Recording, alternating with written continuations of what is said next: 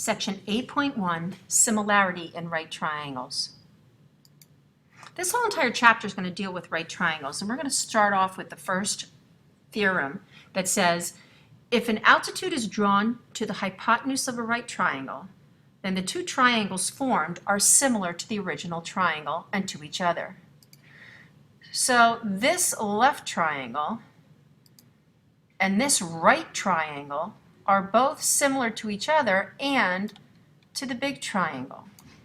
If I move these to make it seem a little bit easier to see, you will notice that ABD and triangle DBC are similar,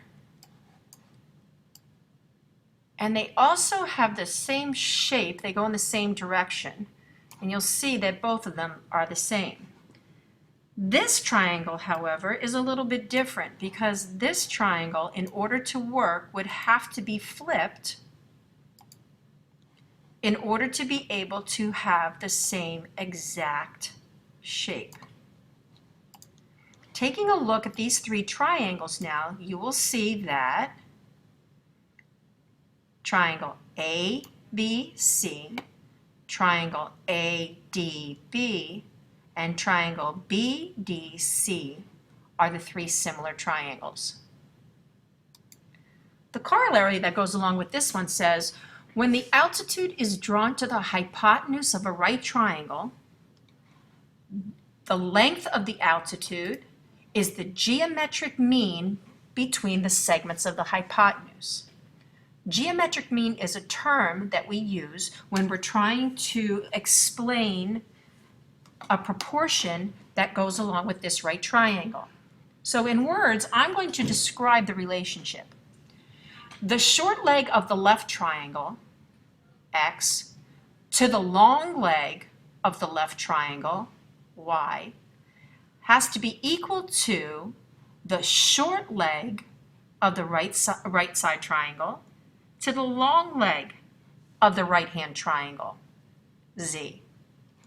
Here's our relationship.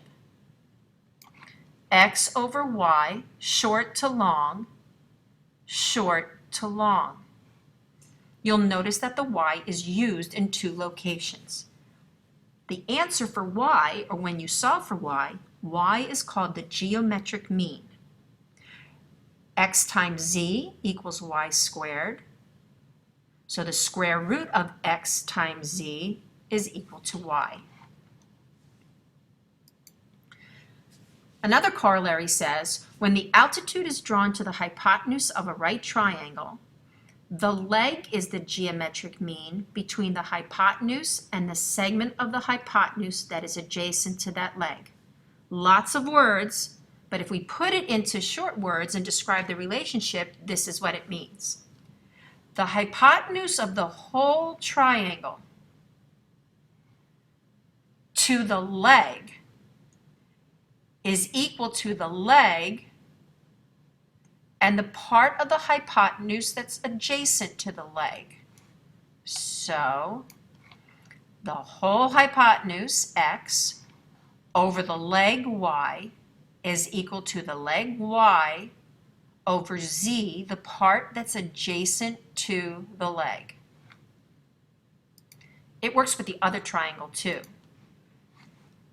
The whole hypotenuse to the leg is equal to the leg over the part of the hypotenuse that is adjacent to the leg.